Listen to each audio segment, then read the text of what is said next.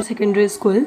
ये आपका वीडियो है क्लास 7th के लिए, जिसमें हम पढ़ रहे हैं आपका चैप्टर 1 इंटीजर, जिसके हम एक्सरसाइज 1.3 के कुछ क्वेश्चंस कर चुके हैं। क्वेश्चन नंबर 4 तक हम कर चुके हैं। आज हम कर रहे हैं इसका पार्ट 12 क्लास 7th का। ओके स्टूडेंट्स, तो अभी हम क्या करने वाले हैं, हम बाकी के क्वेश्चंस कंप्लीट करने वाले हैं जो हमारे पेंडिंग थे। उसके लिए आप अभी पहले मेरे चैनल को सब्सक्राइब कर लीजिए, बिकॉज अभी भी कुछ स्टूडेंट ने चैनल को सब्सक्राइब नहीं किया है, तो आप कर लीजिए ताकि मेरे अपडेट्स वगैरह वीडियो के आपको टाइम पे मिल जाए। अभी हम क्वेश्चन नंबर 5 करने वाले हैं, जो क्वेश्चंस आई थिंक अभी हमने एक्सरसाइज 1 के, यानी चैप्टर आपका जो 1 था इंटीजर, उसके जितने भी हमने क्वेश्चंस किए हैं उसमें वो सबसे टफ क्वेश्चन है, इसलिए आपको पूरा कॉन्सेंट्रेट करके करना पड़ेगा। बिकॉज हमने जो इंट्रोडक्शन में बेसिक पढ़ा था, आइडेंटिटीज़ हमने पढ़ी थी, वो सब अभी काम आने वाली है। ठीक है, तो सारी की सारी अभी आपके वो काम आने वाली है, तो उन सब का आपको यूज़ देखने को मिलेगा अभी किस तरह से करना है। और ये आपके लिए क्वेश्चन टफ भी हो सकता है, इसलिए आप इसको विद कॉन्सेंट्रेट के साथ में अच्छी तरीके से देखें। ठीक है, तो अभी हम करते हैं आपका क्वेश्चन नंबर 5। तो आप देख सकते हो आपका क्वेश्चन नंबर 5 है, find the product using suitable properties. तो देखो हमें यहाँ पे प्रोडक्ट करना है, पर हमें प्रॉपर्टीज़ को यूज़ करते हुए प्रोडक्ट करना है। तो आपको सिंपल मल्टीप्लाई नहीं करना है लाइक दिस, जैसे आपने 26 को 48 से मल्टीप्लाई कर दिया, 48 को 36 से मल्टीप्लाई कर दिया। नो, इस तरह से आपको बिल्कुल भी नहीं करना है। आपको यहाँ पे पहले चेक करना है कि कौन सी प्रॉपर्टी हम यहाँ पे लगाएं। और देखो आपको प्रॉपर्टी का नेम लिखना जरूरी है, केवल पूरी प्रॉपर्टी लिखना कंपलसरी नहीं है। आपको यहाँ पे प्रॉपर्टी का नेम लिखना पड़ेगा कि आप यहाँ पे कौन सी प्रॉपर्टी यूज़ कर रहे हो। ओके, तो साइड में ब्रैकेट में आपको प्रॉपर्टी का नेम लिखना पड़ेगा। स्टूडेंट्स, आप यहाँ पे देख सकते हो इस तरीके से आपको क्वेश्चंस को सॉल्व करना है और यहाँ पे प्रॉपर्टी का नेम बताना है। तो उसके लिए मैं सबसे पहले क्वेश्चन राइट कर लेती हूँ। हम कर रहे हैं आपका क्वेश्चन नंबर 5, और आपका जो क्वेश्चन नंबर 5 है, क्वेश्चन नंबर 5 का जो हम ए करने वाले हैं अभी, तो ए आपका है 26 मल्टीप्लाई ब्रैकेट -48, आगे आपको दिया हुआ है इस तरह से, और मल्टीप्लाई आपको दिया हुआ है 36। ठीक है, तो ये मैंने क्वेश्चन राइट कर लिया है। आपका क्वेश्चन नंबर 5 का ए यही क्वेश्चन है। इसमें आपको क्या करना है, इसमें आपको सबसे पहले ये चेक करना है कि यहाँ पे कौन सी प्रॉपर्टी लग रही है। तो आप ये नहीं देखोगे कि लाइक आप ऐसे नहीं करोगे 26 मल्टीप्लाई 48 देन 48 मल्टीप्लाई 36, और एग्जाम में बच्चे ये करके आते हैं, प्रोडक्ट निकालना है ना तो डायरेक्ट प्रोडक्ट निकाल के आ जाएंगे इसके अंदर, और इस तरह से करके आ जाएंगे। तो आपको नहीं करना है ऐसे, आपको यहाँ पे सूटेबल प्रॉपर्टी देखनी कौन सी यहाँ पे लग रही है। तो मैं आपको बता दूं कि यहाँ पे है ना डिस्ट्रीब्यूटिव प्रॉपर्टी लग रही है। अच्छा, मुझे कैसे पता चला डिस्ट्रीब्यूटिव प्रॉपर्टी लग रही है? आप देख सकते हो यहाँ पे 2 टाइम 48 आ रहा है, और जो डिस्ट्रीब्यूटिव हमारी प्रॉपर्टी थी ना, देखो मैं यहाँ पे साइड में लिख रही हूँ आपके डिस्ट्रीब्यूटिव प्रॉपर्टी। अच्छा, मैं बताती हूँ यहाँ पे मैंने डिस्ट्रीब्यूटिव प्रॉपर्टी किस तरह से यूज़ करी है। जो आपकी डिस्ट्रीब्यूटिव प्रॉपर्टी थी ना, वो इस तरह से थी स्टूडेंट, जैसे उसमें ऐसा था कि ब्रैकेट के बाहर कोई नंबर होगा। ठीक है, तो जब हम उसको सॉल्व करेंगे तो एक बार बी से भी मल्टीप्लाई होगा और एक बार सी से भी मल्टीप्लाई होगा। यही थी ना आपकी डिस्ट्रीब्यूटिव प्रॉपर्टी, कि अगर ब्रैकेट के बाहर कोई नंबर है तो ब्रैकेट के अंदर वाले दोनों नंबर से 1 बाय 1 वो मल्टीप्लाई होगा। तो आप देख सकते हो ये जो हमें क्वेश्चन दिया हुआ है ना, वो इस फॉर्म में दिया हुआ है। इसका मतलब यहाँ पे 2 बार ए है, तो यहाँ पे 2 बार 48 है, तो ये हमारे लिए ए हो जाएगा, और बाकी 26 हमारे लिए बी हो जाएगा, और 36 हमारे लिए क्या हो जाएगा, सी हो जाएगा। स्टूडेंट वापस समझिए डिस्ट्रीब्यूटिव प्रॉपर्टी कैसे हुई है। यहाँ पे 48 2 टाइम्स है, तो उसको हम ए मान रहे हैं, और ये हमारे लिए बी हो जाएगा। देखो बीच में प्लस का साइन भी है, और ये हमारे लिए सी हो जाएगा। तो यहाँ पे हमारी डिस्ट्रीब्यूटिव प्रॉपर्टी है, वो हमें इस फॉर्म में दी हुई है, तो उसको आपको इस फॉर्म में कन्वर्ट करके सॉल्व करना पड़ेगा। इट मीन्स जो 48 आपके 2 टाइम है ना, उसको आप एक टाइम बाहर ले लो, क्योंकि 2 बार है ना, तो आप उसको ए मान के एक बार बाहर ले लीजिए। तो 48 आपने ले लिया है बाहर, ये आपके लिए क्या है, ए। तो बी आपके लिए क्या है, 26 है, और सी आपके लिए क्या है, 36 है। तो बी और सी को हम किस में डाल देते हैं, ब्रैकेट में डाल के प्लस कर देते हैं। तो आप इसको ब्रैकेट में डाल के प्लस कर दीजिए, 26 में आप प्लस कर दीजिए -36, करेक्ट। ओके, तो इस तरीके से आपकी कौन सी प्रॉपर्टी हम यूज़ कर रहे हैं, यहाँ पे डिस्ट्रीब्यूटिव प्रॉपर्टी हम यूज़ कर रहे हैं।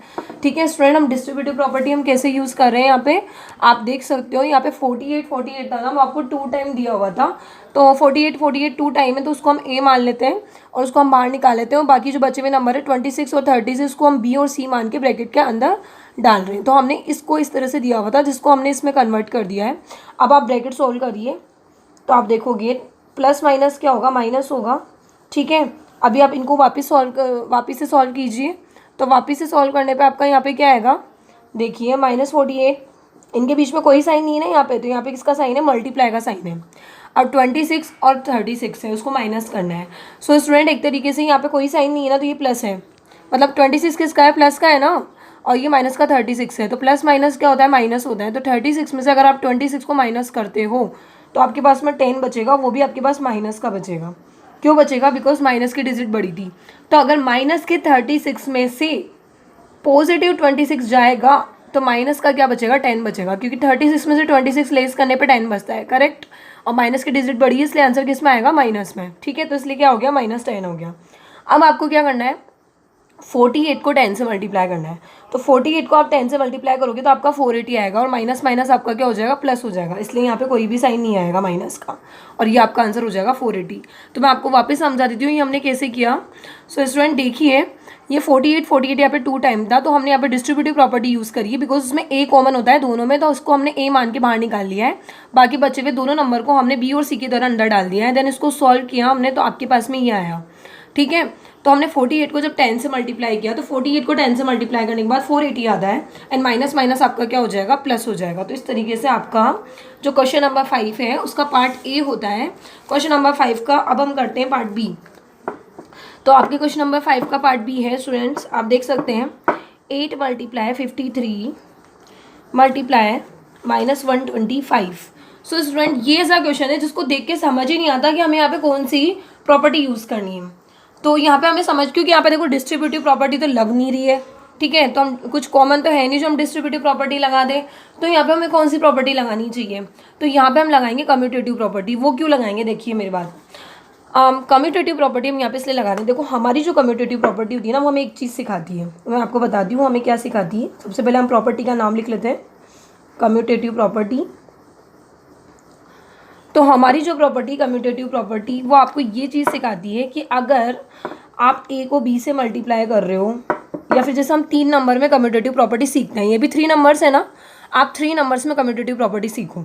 जैसे A multiply B multiply C है, तो वो हमें कहती है कि आप सी मल्टीप्लाई बी मल्टीप्लाई ए करो, मतलब आप इसको किसी भी तरीके से मल्टीप्लाई करो, उनकी जगह चेंज करके आप मल्टीप्लाई करो।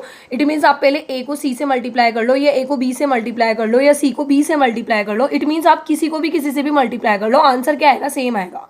तो मतलब ये कहना चाहती है कि अगर आप 8 को है ना 153 से मल्टीप्लाई कर लो, या 8 को 125 से पहले मल्टीप्लाई कर लो, फिर इनके आंसर को 53 से मल्टीप्लाई कर लो, मतलब आप किसी भी तरीके से उसको मल्टीप्लाई करो, आपका आंसर सेम आएगा।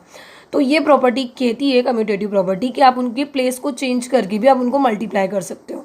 इट मीन्स जरूरी नहीं है आप 8 को पहले 53 से ही मल्टीप्लाई करो, आप चाहो तो 8 को 125 से मल्टीप्लाई भी पहले कर सकते हो, मतलब जिससे आपका इजीली आंसर आ जाए, आप उस तरीके से उसको मल्टीप्लाई कर सकते हो। सो स्टूडेंट्स हम यहाँ पे क्या करने वाले हैं, हम है ना पहले 8 को 53 से मल्टीप्लाई नहीं करेंगे, 125 से मल्टीप्लाई करेंगे। क्यों, बिकॉज हम उन मल्टीप्लाई को प्रीफर करेंगे, या उन डिजिट्स के मल्टीप्लाई को प्रीफर करेंगे जिससे हमारा मल्टीप्लिकेशन ईजी हो जाए। सो सोचिए अगर आप 8 को 53 से मल्टीप्लाई करोगे, फिर जो आंसर आएगा उसको 125 से मल्टीप्लाई करोगे, तो बहुत टिपिकल हो जाएगा। तो अगर आप है ना, इसमें आपको थोड़ा अपना दिमाग का यूज़ करना पड़ेगा, मतलब आपको सोचना पड़ेगा कि मैं पहले इसको इससे मल्टीप्लाई करूँ तो ज़्यादा ईजी रहेगा, या इसको इससे मल्टीप्लाई करने पर ज़्यादा ईजी रहेगा, ये आपको ही सोचना पड़ेगा। तो अभी मेरे अकॉर्डिंग 8 को 125 से मल्टीप्लाई करना चाहिए, वो हमारे लिए ज़्यादा कन्वीनियंट होगा। तो मैं यहाँ पे क्या कर रही हूँ, 8 को और 125 को, मतलब इनकी मैं पोजीशन चेंज कर रही हूँ। आप इनकी पोजीशन चेंज कर सकते हो, कोई दिक्कत नहीं है, कम्यूटेटिव प्रॉपर्टी है, ठीक है। तो मैं यहाँ पे 125 को ले रही हूँ और मैं 53 को इधर ट्रांसफर कर रही हूँ। तो पहले मैं 8 को 125 से मल्टीप्लाई कर रही हूँ। तो अगर मैं 8 को 125 से मल्टीप्लाई करती हूँ, तो 125 को 8 से मल्टीप्लाई करने पर आपका आता है 1000। कितना आता है, 1000, आप करके देख सकते हो। और यहाँ पे एक माइनस था ना, इसलिए यहाँ पे भी क्या आ जाएगा, एक माइनस आ जाएगा, और ये मल्टीप्लाई 53 एज इट इज़ यहाँ पे आ जाएगा। सो स्टूडेंट मैंने आपको समझ में आया होगा अब कि मैंने 8 को पहले 25 से क्यों मल्टीप्लाई किया है, ताकि मेरी कैलकुलेशन इस तरह से 0 में आ जाए और मेरे लिए कैलकुलेशन ईजी हो जाए। अगर मान लो मैं 8 को 53 से मल्टीप्लाई कर दी, तो मेरे पास इस तरह से 0 में कैलकुलेशन नहीं आती, कुछ नंबर आते हैं। तो इसलिए मैंने 8 को किससे मल्टीप्लाई करा, 125 से किया, तो आपके पास कितना आ गया, 1000 आ गया। अब आप कितना ईजी हो गया, देखो 1000 को अगर 53 से मल्टीप्लाई करेंगे तो कितना आएगा, 1000 को 53 से मल्टीप्लाई करने पे 53,000 आएगा, आप सबको पता है। ओके, और एक माइनस है, इसलिए यहाँ पे भी क्या आ जाएगा, एक माइनस आ जाएगा। तो इस तरीके से आपकी होती है कम्यूटेटिव प्रॉपर्टी। इसमें केवल आपको क्या करना होता है, अगर आपको प्रॉपर्टी समझ में नहीं आ रही है तो आप वहाँ पे कम्यूटेटिव प्रॉपर्टी लगा सकते हो। उसमें क्या हो जाता है, स्टूडेंट आप जगह चेंज करके इनको मल्टीप्लाई कर सकते हो, और आप इस तरह से मल्टीप्लाई कर सकते हो कि आपके लिए वो ईजी हो जाए। जैसे यहाँ पे मैंने 8 को 125 से मल्टीप्लाई किया तो मेरे लिए 1000 हो गया, और 1000 को 53 से मल्टीप्लाई करना बहुत ही ज़्यादा ईजी था। तो ये होती है मेरी कम्यूटेटिव प्रॉपर्टी, और ये होता है आपका क्वेश्चन नंबर 5 का बी। सो स्टूडेंट ये है आपका नेक्स्ट क्वेश्चन सी। इसमें भी हमें समझ में नहीं आएगा कि कौन सी प्रॉपर्टी हम लगाएं। क्यों समझ में नहीं आ रहा है, बिकॉज स्टूडेंट आप देख सकते हो इसमें कुछ भी कॉमन नहीं है जो हम डिस्ट्रीब्यूटिव प्रॉपर्टी लगाएं। तो यहाँ पे भी हम कौन सी प्रॉपर्टी लगाने वाले हैं, अभी हम यहाँ पे लगाने वाले हैं कम्यूटेटिव प्रॉपर्टी। तो कम्यूटेटिव प्रॉपर्टी मैं यहाँ पे लिख देती हूँ कि मैं कौन सी प्रॉपर्टी यहाँ पे यूज़ कर रही हूँ। मैं यूज़ कर रही हूँ यहाँ पे कम्यूटेटिव प्रॉपर्टी। अच्छा, कम्यूटेटिव प्रॉपर्टी अभी भी मैंने आपको समझाई थी, उसमें मैंने कहा था कि कम्यूटेटिव प्रॉपर्टी कहती है कि आप a multiply B multiply C करो, मतलब आप पहले a को b से मल्टीप्लाई करो, फिर इसको c से करो, या c multiply b multiply a करो, या b multiply c multiply a करो। कुल मिला के इनकी जगह चेंज करके आप इनको k से भी मल्टीप्लाई कर दो, आंसर पे कोई इफेक्ट नहीं पड़ेगा। तो कम्यूटेटिव प्रॉपर्टी आपको यही सिखाती है कि आप जो क्वेश्चन दिया हुआ है उनकी अगर आप प्लेस भी चेंज कर दोगे, जैसे आपको ईजी लग रहा है ना वैसे आप उनकी प्लेस चेंज कर लो और उस हिसाब से आप उसको मल्टीप्लाई कर दो, तो भी आपके आंसर पे कोई इफेक्ट नहीं पड़ेगा। तो देखिए यहाँ पे 15 को 25 से मल्टीप्लाई करना, तो मेरे पास कुछ और डिजिट आएगी। तो इससे अच्छा तो मैं 25 को 4 से करूँगी ना, 25 4 से 100 होता है, आपको पता है। तो मैं पहले 15 को 25 से नहीं करूँगी, मैं 25 को 4 से करूँगी तो 100 आ जाएगा, और 100 को 10 से करूँगी तो 1000 आ जाएगा, देन 1000 को 15 से करूँगी। तो कुल मिला के आपको ऐसा मल्टीप्लिकेशन यूज़ करना है जो जिससे आपका आंसर फास्ट आ जाए और जल्दी से आ जाए, क्योंकि जो प्रॉपर्टीज़ है ना वो बनी इसलिए हैं ताकि हम कैलकुलेशन जल्दी कर पाए, ठीक है। तो मैं क्या करने वाली हूँ, उनका प्लेस चेंज करने वाली हूँ, इसलिए मैं यहाँ पे कौन सी प्रॉपर्टी यूज़ कर रही हूँ, कम्यूटेटिव। तो पहले मैं 15 से मल्टीप्लाई नहीं करूँगी इनको, 15 को तो मैं सबसे एंड में डालने वाली हूँ। सबसे पहले मैं -25 को मल्टीप्लाई करूँगी -4 से, करेक्ट। फिर इनका जो आंसर आएगा उसको मैं मल्टीप्लाई करूँगी -10 से, फिर इनका जो आंसर आएगा उसको मैं मल्टीप्लाई करूँगी 15 से। तो कुल मिला के पहले मैं इन तीनों को मल्टीप्लाई करने वाली हूँ, ठीक है। मैं 15 को मैंने एंड में डाल दिया है, क्योंकि इनको मल्टीप्लाई करना और फिर उसके बाद इसको उससे मल्टीप्लाई करना ज़्यादा ईजी है। तो आप देख सकते हो 25 फोर्जा आपके लिए क्या होता है, 100 होता है, ठीक है। 25 फोर्जा हमारे लिए 100 होता है, करेक्ट। और 100 को अगर 10 से मल्टीप्लाई करेंगे तो कितना आएगा, 1000 आएगा, करेक्ट ना स्टूडेंट्स। 25 फोर्जा 100 एंड 100 मल्टीप्लाई 10 कितना हो गया आपका, 1000 हो गया। ओके स्टूडेंट्स, यहाँ पे कितने माइनस है, 3 माइनस है।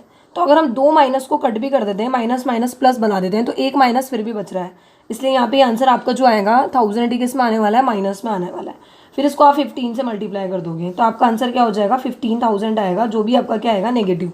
सो स्टूडेंट देखिए कितनी जल्दी ये क्वेश्चन सॉल्व हो चुका है। अगर मान लो आप 15 को 25 से मल्टीप्लाई करते हैं तो पहले तो आपको मल्टीप्लाई में टाइम लग जाता, फिर उसके बाद उसको आप 4 से मल्टीप्लाई करते, फिर उसके बाद आप उसको 10 से मल्टीप्लाई करते हैं, तो मतलब बहुत लेंथी हो जाता ना हमारे लिए क्वेश्चन।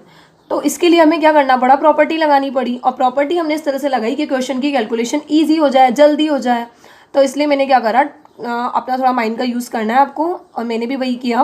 25 को 4 से मल्टीप्लाई करने पर 100 आता है, इसलिए मैंने पहले इनको लिखा, और 100 को 10 से मल्टीप्लाई करने पे 1000 आता है, इसलिए मैंने यहाँ पे इस तरीके से इन तीनों डिजिट को पहले लिख लिया, उसके बाद मैंने ये नंबर राइट कर लिया। तो 25 4 100, 100 मल्टीप्लाई 10, 1000।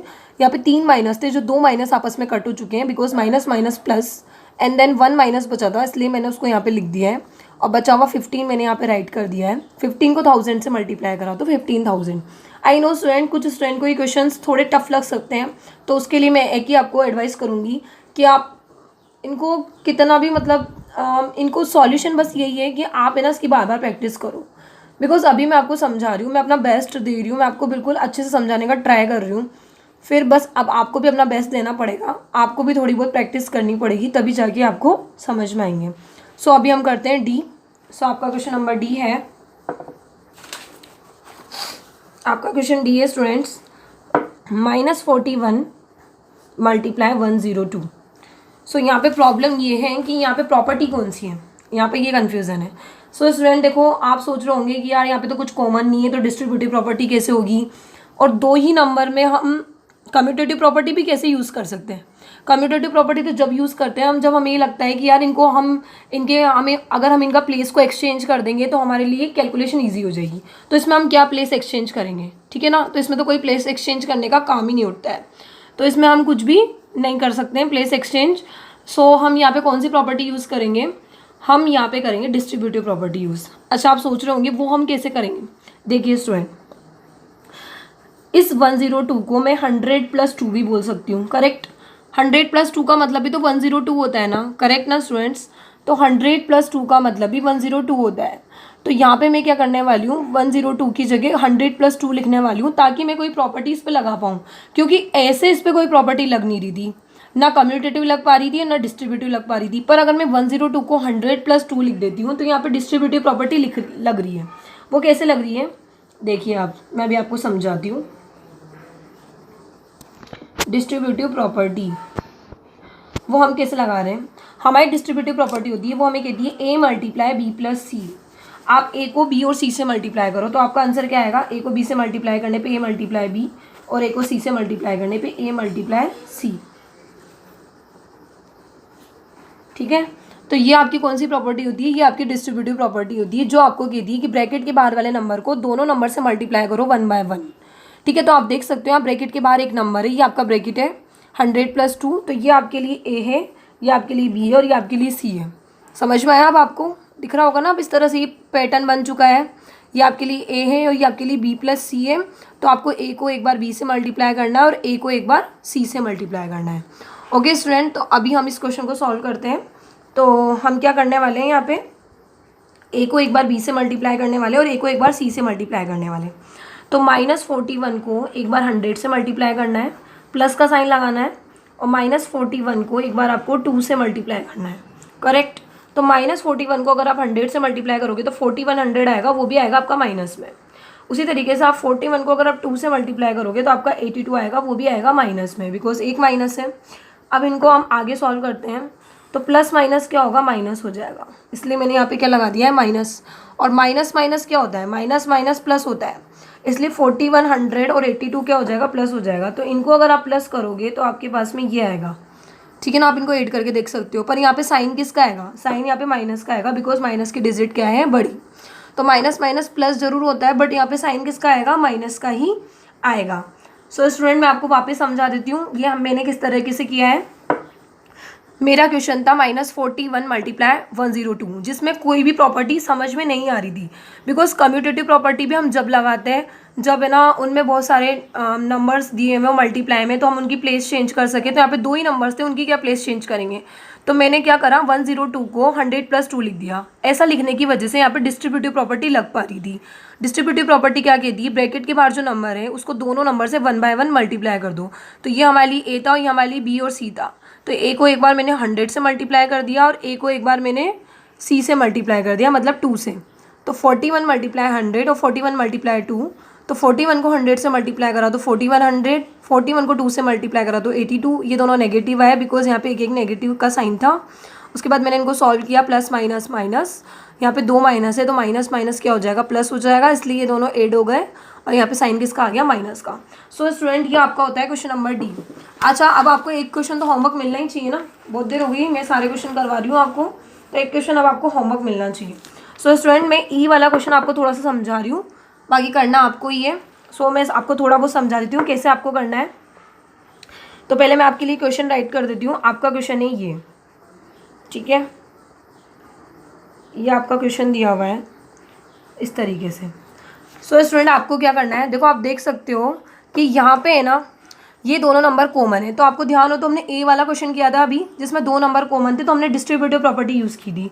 तो यहाँ पे भी आपको कौन सी प्रॉपर्टी यूज़ करनी है, डिस्ट्रीब्यूटिव प्रॉपर्टी यूज़ करनी है। ठीक है, आप ही करोगे इस क्वेश्चन को, डिस्ट्रीब्यूटिव प्रॉपर्टी आपको यूज़ करनी है। वो आप कैसे यूज़ करते हो, कोई एक नंबर बाहर ले लेते हैं हम कॉमन, ठीक है, तो उसको हम दोनों से 1 बाय 1 मल्टीप्लाई करते हैं। ठीक है, तो आपको अभी क्वेश्चन इस फॉर्म में दिया हुआ है, तो आपको उसको उस फॉर्म में कन्वर्ट करना है। सो स्टूडेंट, आपको क्या करना है, 625 यहाँ पे दोनों में है, तो आपको उसको कॉमन लेना है। और उसको कॉमन लेने से पहले आपको एक काम करना पड़ेगा, ये जो 625 है ना, ये नेगेटिव है, ठीक है, और ये पॉजिटिव है, तो दोनों पॉजिटिव होने चाहिए, तभी वो नेगेटिव, तभी वो क्या आ सकते हैं, कॉमन आ सकते हैं। तो हम क्या करेंगे, इस माइनस को इसके पास ट्रांसफ़र कर देंगे। तो इस क्वेश्चन को आप इस तरह से लिख लीजिए, इस माइनस को हम इसको दे रहे हैं, मतलब हम इसको ट्रांसफ़र कर सकते हैं, बिकॉज मल्टीप्लाई में है ना ये, तो हम इस माइनस को इधर ट्रांसफ़र कर सकते हैं। तो ये हो चुका है -65। ठीक है, तो मैंने इस माइनस को इसको शिफ्ट कर दिया है। क्यों कर दिया है? ताकि मेरे लिए 625 पॉजिटिव हो जाए और ये दोनों मल्टीप्लाई में थे, इसलिए इसका माइनस को शिफ्ट हो सकता है। ठीक है, तो अभी आपके पास 625 और 625 कॉमन है, तो आपको एक बार 625 बाहर लेना है, देन आपको उसको सॉल्व करना है। इन दोनों को आपको ब्रैकेट के अंदर लेना है और प्लस करना है। सो स्टूडेंट वापस समझा रही हूँ आपको क्या करना है। 625 कॉमन है, उसको एक बार बाहर लिखना है, बाकी बचे हुए दोनों नंबर को प्लस करना है, देन आपको सॉल्व करना है। तो ये आपका ए वाले क्वेश्चन की तरह है, आपको उसको खुद को करना है। इसकी एक स्टेप जो इंपॉर्टेंट थी वो मैंने करवा दी है। ये स्टेप उतारने के बाद ही आपको इस क्वेश्चन को सॉल्व करना है। इट मीन्स माइनस शिफ्ट करने के बाद ही आपको इस क्वेश्चन को सॉल्व करना है। तो ये आपके लिए होमवर्क रहेगा और इसको आपको खुद को ही ट्राई करना है। सो आज के हमारे इस वीडियो में इतना ही, बाकी हम नेक्स्ट वीडियो में करेंगे। तो ई वाला क्वेश्चन आपके लिए होमवर्क रहेगा जो आपको खुद को सॉल्व करना है।